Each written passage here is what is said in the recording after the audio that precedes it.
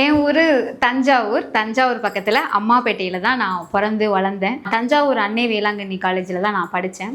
அங்கே இருக்கும் போது நிறையா நாடகங்கள், அதாவது காலேஜில் காம்படிஷன்லாம் நடக்கும் இல்லையா, அந்த நாடகங்களில் நான் வந்து நிறையா பங்கேற்றேன்.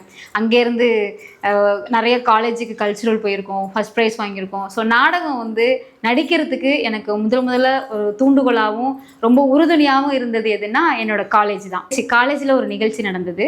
அது ஒரு குழந்தை இயேசு கோயில்னு சொல்லுவாங்க. அங்கே நடந்ததில் நான் தொப்பு மாமா ஒரு கெட்டப் போட்டு நல்லா சிரித்து காமெடிலாம் பண்ணி, அது ஒரு டான்ஸு. ஆனால் நான் வந்து எல்லோரும் என்ன போட்டு அடிப்பாங்க, இதெல்லாம் பண்ணுவாங்க. நான் வந்து ரொம்ப பணத்தாசை பிடிச்ச ஒரு மாமாவான ஒரு கேரக்டர் ஒன்று பண்ணியிருந்தேன். அதை பார்த்துட்டு எல்லாரும் செம்மையாக சிரித்தாங்க, பயங்கரமாக சிரித்தாங்க, கை தட்டினாங்க. அதெல்லாம் தாண்டி அங்கே வந்து பிச்சை எடுத்துகிட்டு இருப்பாங்க இல்லையா, அவர் வந்து எனக்கு வந்து ஒரு வாழைப்பழம் கொடுத்தாரு.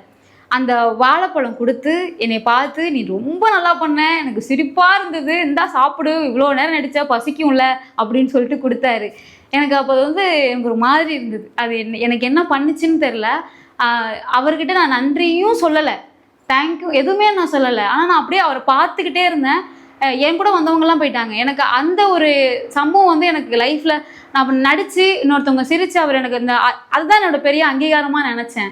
அது என் லைஃப்பில் எனக்கு அது ஒரு பெரிய ஒரு பார்ட்டாக இருந்தது.